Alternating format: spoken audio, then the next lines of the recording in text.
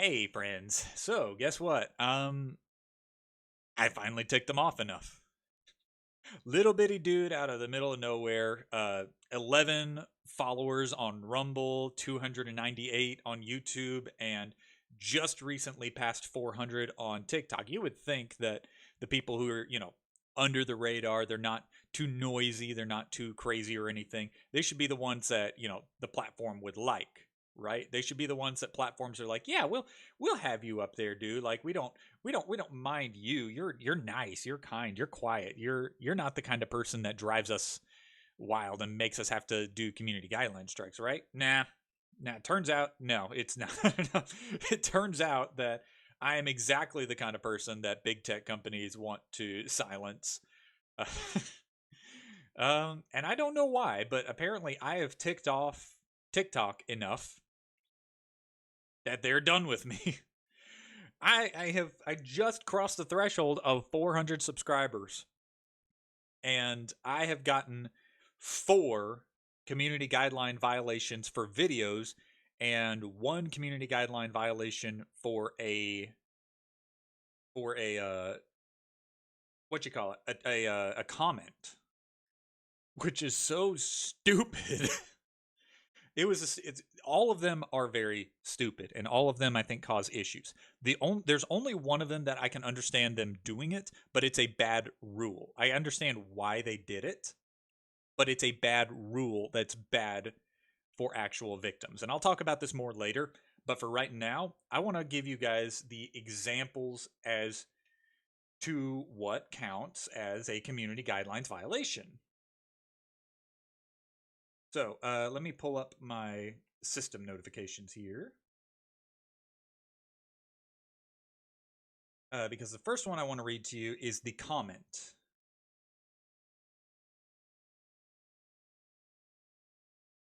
I had a comment removed on a video.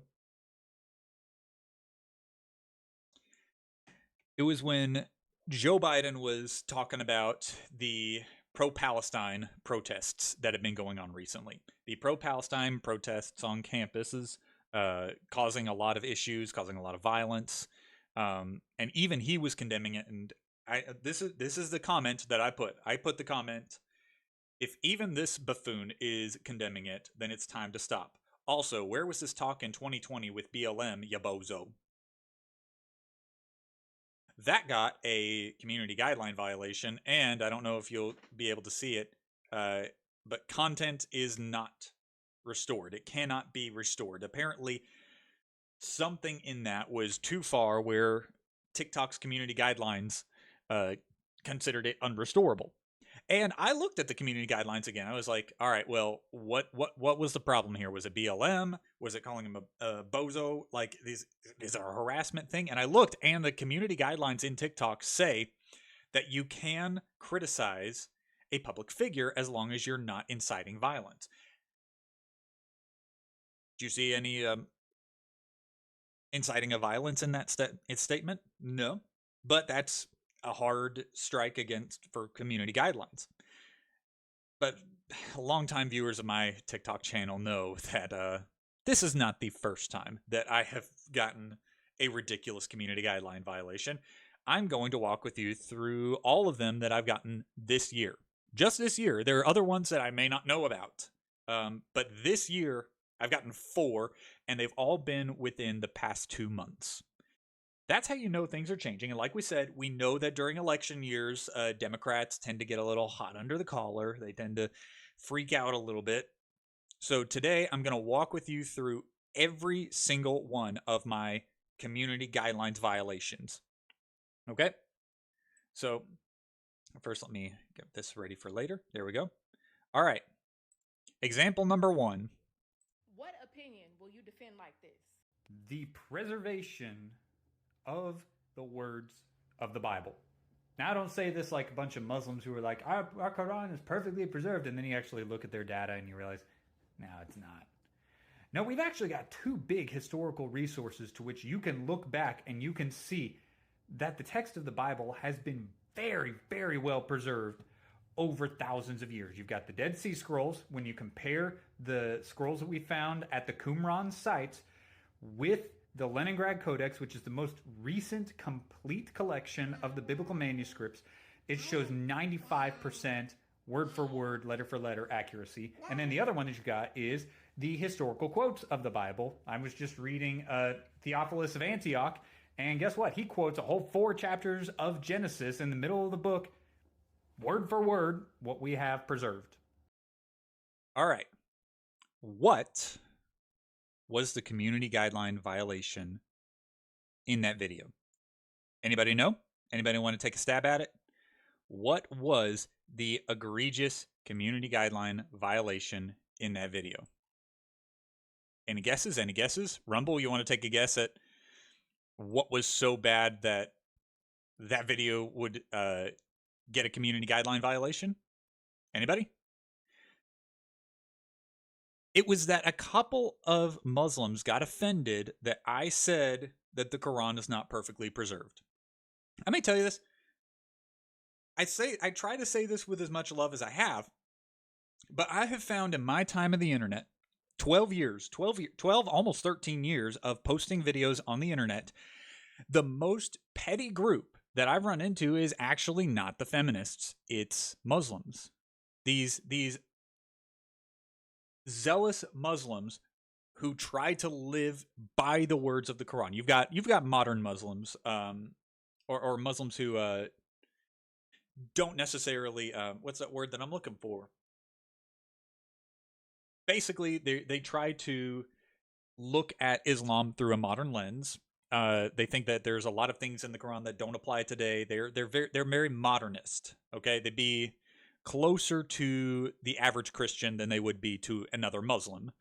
But I found that the ones that actually adhere to what the Quran says and they follow it word for word as much as they can, they are some of the most petty people in the world. So they got, and it's happened in my comments. I watched it happen in the comments. They got together and they mass reported my video for harassment. I appealed it and got it reversed. Thankfully, they actually listened and got it reversed. But, at the same time, why was my video taken down that quickly?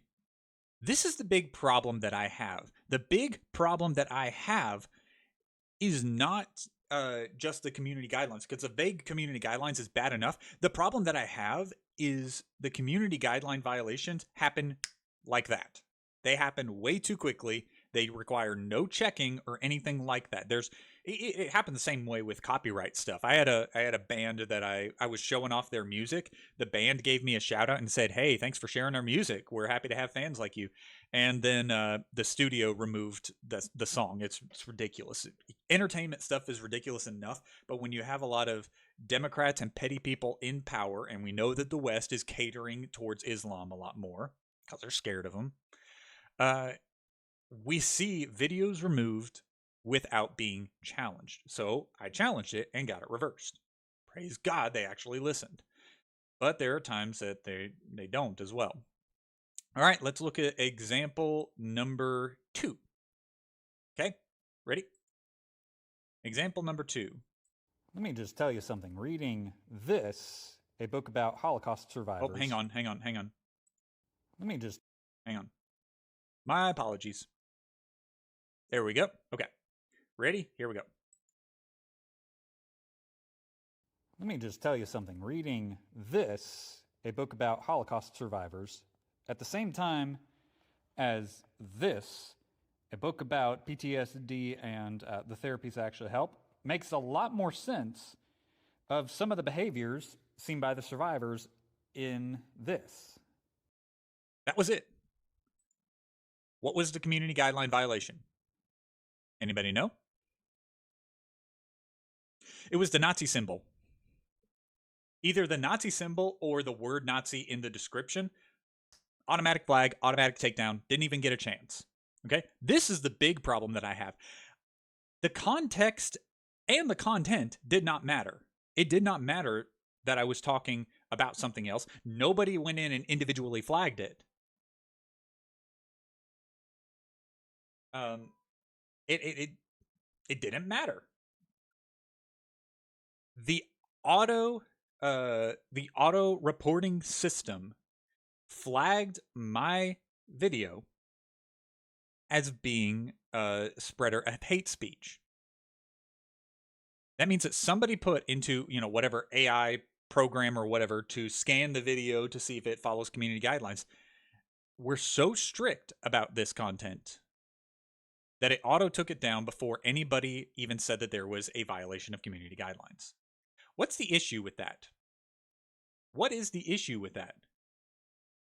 The issue is you remove people's ability to tell their stories. What I read to you was Art Spiegelman's father telling his survival story of the Holocaust, which is important right now. Why? Because there's lots of people, believe it or not, there's people groups out there who are trying to completely slaughter Israel. What's the popular saying right now? From the river to the sea? Where's the river? That's all of Israel. You're going to wipe out all of Israel. If you go from the river to the sea, you're not talking about the Gaza Strip. You're talking about all of Israel. People want to wipe out Israel all the time. So if you start erasing the ability for people, to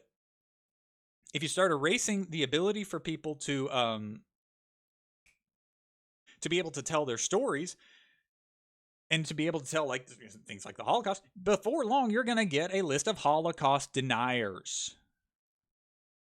And then after that, once you got Holocaust deniers, it becomes easier for you to start erasing other parts of history.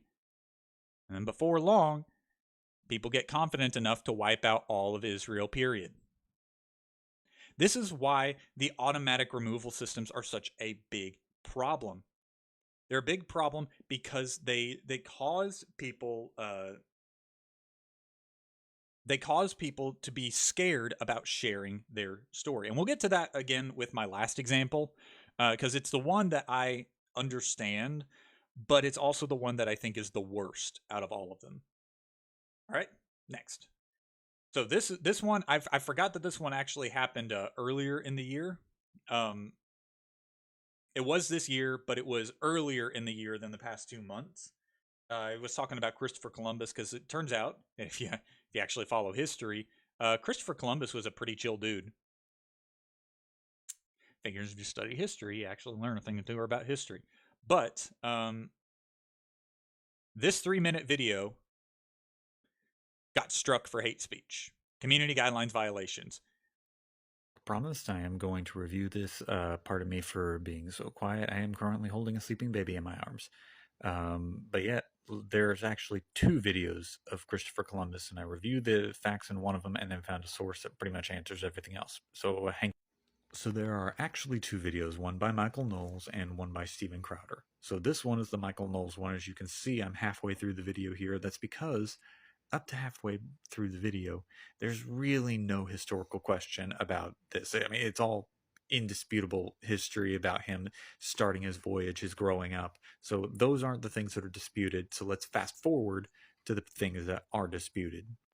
So the first of the disputed things comes from Columbus's description of these Native Americans. That got me copyright. Now, the first thing to keep in mind is that community guidelines. The first group is pretty much indisputably peaceful. Okay, and even in Columbus's own writing, he has that. The trouble comes in with the description of the second group of people, which he describes as being cannibalistic. And I've seen quite a few articles of people saying, "Oh, that's actually not true. That was something that Columbus created in order to justify taking them as slaves." It turns out here, according to this article, that Columbus might have actually been right about that second group of people. So what they did is they used some basically facial recognition on skulls from that era, and they realized that a group of cannibalistic tribes from South America actually might have traveled further north than they realized. There is one guy, I don't remember his name off the top of my head, but in this article there's one historian who said, "I started this mission to prove that Columbus was wrong and found out that he was right." So it's a big deal when you have someone who comes in with one set of perspectives that changes their mind once they actually do the research. Which brings us then to the next point. There are quite a few people who say that Columbus was the one who created the slavery and that this was the purpose that he came in with and the main thought. It wasn't. Everybody took slaves at this point, and he didn't do any more than others. He might have actually done less slavery than others. So let's keep in mind that this is a historical reality for Columbus's time, and the PragerU video admits that, so you can't fault them for that. The Michael Knowles video closes out with the real reason we celebrate Columbus Day, the arrival of Western civilization, which brought a peace between the tribes because, well, guess what? They weren't slaughtering each other now. So not at that terrible of a thing and no historical inaccuracies. But here's the real homework. Take a look at this article because most of the information that you get about, modern falsehoods of Christopher Columbus come from one source. This guy walks through and shows why that one source is incorrect. Read this article. All right. What was my community guideline violation? What do you think, Rumble? What do you think? Where do you think that they decided that was a community guideline violation? What made that such a terrible video that would cause me to get the video taken down? Any ideas? Anybody got any thoughts? I'll give you a small hint. It's very similar to what happened in example number 1. And by the way, any other time I get a ridiculous community guideline violation, whether it be TikTok or YouTube, whatever it is, I'm going to be posting them here on Rumble because Rumble's safe. But, any guesses as to why this video got taken down? 3, 2, 1. It was a mob attack. Again, a bunch of petty people. This time, it wasn't the Muslims. This time, it was the petty feminists. This time, the petty feminists got on board and decided we're going to mass report this video for racism. So I appealed it. Got it reversed. Praise God, but the video was still taken down. Now, of the videos that I've shown you so far, because I've shown you 3 videos, right? Here's the big problem. If they happen one at a time, you can appeal them and get them reversed, right? If all 3 of them happen at once, if they went through and they reported 3 videos for that and they all got immediately taken down, my channel's gone like that. Now, I only have 400 subscribers, so if TikTok disappears from me, honestly, I'm not going to care that much. I'll probably delete the app. Like, I'll just be... I'm already fed up with it, but I stay on there for my youth students because that's how a lot of them get information, and I want to make sure I'm there correcting some of the bad information that they're getting. But if I was a multiple thousands of followers channel and 3 of my videos get tagged all at the same time, and then my TikTok page disappears, I suddenly lose income. This is why the community guidelines are such an issue. This is why you have to be you have to be clear about what your community guidelines are. And the problem, like we've said, like Crowder has said, the Daily Wire has said, even though I'm not a big fan of the Daily Wire anymore, they've been right on a lot of points. And one of the biggest points they're right on is the community guidelines are not clear anywhere. The only place that they're really clear is Rumble and starting to be X. Everywhere else, they're not clear at all. They don't make sense. They're too vague. You could take them and apply them to just about anything, and people are just left questioning. Why did I get struck? Well, most people don't follow it the way that I do because I knew this was going to happen, and I knew that eventually at some point in time, I was going to tick off one of these big platforms. I expected it to be YouTube before TikTok, but TikTok has a... This is part of the reason why, even though I think that... you know what? Let me get back to that in a minute, okay? I've got one more to show you. And this one is the one that makes me the most angry. Because I'm not a victim, quotes, but this policy could affect real victims. And that's what scares me. Now, I say this in this video, but I'm going to go ahead and give you guys a content warning. I am reading this or not reading, I'm showing this message in its entire glory, and it is a message of inciting violence against me. And TikTok even said this, but I'll get to that in a minute, okay? So first, the video, like I said, content warning, it's very vulgar and encouraging violence against me. Now, before you see this message, I'm letting you see it in all its glory, so content warning. This is the kind of stuff that fills up a Christian content creator's inbox pretty frequently.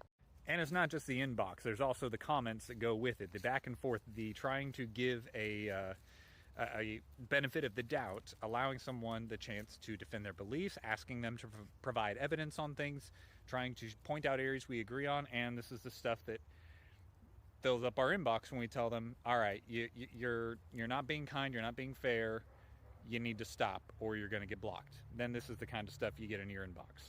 But this isn't a crybaby video, this isn't a hey, Christians need to be protected video. This is, we expect this. We know people hate Jesus, so they're going to hate us too. This is part of the mission, is trying to reach people that will never care about us because we're called by God to care about them. All right. Where is the community guideline violation? That one's a little bit easier to see and to understand why it's a community guideline violation, because it's like the text in the background says a lot of really terrible things. Now, what is the additional context to it? That was a message sent to me. Sent to me. A person telling me to go kill myself. I am confident. I had one person see this message, just the message, and say it was probably a bot.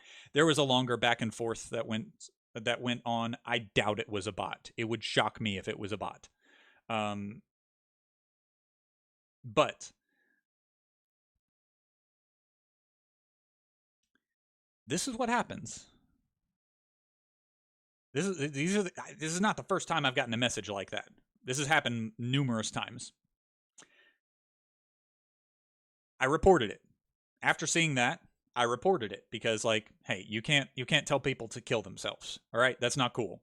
All right, I'm here for freedom of speech, but that is an actual like offense that causes an issue, and that is directly in TikTok's community guidelines. Okay, that's not like one of those vague, well, I guess I can throw it under racism or something like that. That's like explicitly, you cannot tell people to kill themselves. You cannot incite violence. You cannot tell people to kill themselves. You cannot suggest, recommend, or openly talk about like things like child prostitution. You can't do those things. It clearly went against community guidelines, and guess what? TikTok agreed. TikTok said, hey, we have removed this person's ability to send messages. We have removed this message. You'll never see him again. He's been blocked from your account. He's gone. Cool. So I post that just to say, like, this is the stuff that happens, but this isn't a crybaby video. This is just to make you aware of the things we face on a daily basis. And I got my first community guideline violation that was not allowed to be reversed. Why is this such a big issue to me? Even though I understand why it exists, why do I consider this a big issue? Because it reduces actual victims' abilities to tell their stories. Let's say that it wasn't reversed. Or let's say it was from a public figure or a stalker or someone. Let's say it's a public figure talking about this one individual that has been harassing them on a constant basis, following their family, this and that and the other. And TikTok doesn't do anything about it. Now TikTok is even saying, look, you have to ban all of these words in order for it to be up there. And I'm just thinking, doesn't that kind of reduce the voice of real victims? Like TikTok keeps trying to play this game of being like a family-friendly app. TikTok, You're never going to be family friendly. You're never going to be family friendly. Give up. All right. And not only that, but there's far worse stuff on TikTok that stays up on a regular basis. So the issue that I have is, if you're never going to truly be family friendly, if you have all of these vague community guidelines, if the content and the context doesn't matter as long as it hits these particular buzzwords, and even when it gets reviewed and you can see that the person, me, is not supporting these things, is actually speaking against these things. Let me ask you this. If Donald Trump were to say any of those statements, do you think that TikTok would do anything about people speaking against him for saying those things? We're back to the double standard thing. But of course, what year is it? 2024. It's an election year. Which means, as you can expect, get ready, y'all. Get ready, get ready, get ready. TikTok is going to get worse. Facebook is going to get worse. YouTube is going to get worse. It's an election year. They have to skew things as much as they can. They are less able to because of Rumble and X, but they're going to skew everything in their direction that they possibly can. This is just a very small example. I've only got 400 subscribers. If I've only got 400 subscribers and a very limited reach, what do you think they're going to do to somebody who's got 26,000 subscribers? Somebody who can actually influence and make a difference in the world. Me, I'm a nobody. But if even I'm getting hit, then there's more to come. More to come that's going to be a bigger deal. So don't give me this whole there's no censorship going on or you're over exaggerating. I'm witnessing it with my own eyes. I just showed you guys 4 videos and a comment that got community guideline violations. 3 of the videos got reversed, and the 2 that didn't, at least you could say that the comment of calling Joe Biden a bozo and a buffoon and asking why Joe Biden wasn't condemning violence in 2020 with BLM, if that's not allowed to get restored, then you have no rights on TikTok. This is why, even though I disagree with the way that it's happening, I will not cry if TikTok gets banned in the US. I won't cry. Because TikTok encourages the breaking of the law. TikTok is encouraging the degradation of society. TikTok encourages big tech controlling speech. They have been one of the most inconsistent platforms when it comes to freedom of speech on the internet. They claim that they're all about freedom of speech until you actually put them to the test. I put them to the test. They failed the test. They failed the test. When I try to post an anti-Nazi video, literally post an anti-Nazi video because it contains the word Nazi and because it shows a Nazi symbol on the cover of the book, automatically taken down. Not even a chance for one person to watch the video. 2 videos got taken down because they got reported and nobody investigated. They just automatically gone. As soon as they got reviewed, they got restored. But the fact that they got immediately removed and they had to put me through the trouble of doing the research, not them, their job, it's their job, automatically removal of me. This is why TikTok is an unhealthy part of society. I don't cry if TikTok disappears. I don't think I would cry if Vine disappeared again, because Vine was only the precursor. If Vine was still alive today, it would be exactly the way that TikTok is today. We feel very nostalgic about Vine, but let's remember, it was a big tech company, okay? It's a big tech company. Until Rumble and Elon Musk, big tech companies did not give 2 darns about freedom of speech. So let's not pretend like Vine would have been any better. Let's not pretend that the banning of TikTok is a matter over the freedom of speech. TikTok doesn't care about freedom of speech. They never have, and they never will. Do we need to make sure that we're keeping our officials in check? Yes. Can we keep our officials in check while getting rid of TikTok? Yeah, I think we can do that. I'm sick. I'm sick of this. I've been watching my people get taken down for a long time. I'm experiencing it myself now. It's time for this to stop. It's time for us to quit trusting TikTok to be the bigger people. They're not going to be. They're never going to be. That's all I got for you guys right now. I'll keep you guys updated. And keep watching on my Rumble channel, because the more ridiculous TikTok community guideline strikes I get, I'll be posting every one of them on TikTok. And because when you upload a video to TikTok, it also stores it on your phone. The video that gets me officially taken off, because it's going to happen, based off of what I've experienced over the past 2 months, it's going to happen. I will post that video. We'll make a big stream about it and everything, because we're not going to let this disappear into silence. If it's happening to you, make a record of it. Make a record of everything that happens, so that there's never a question about the censorship going on. That's all I got. Bye, y'all.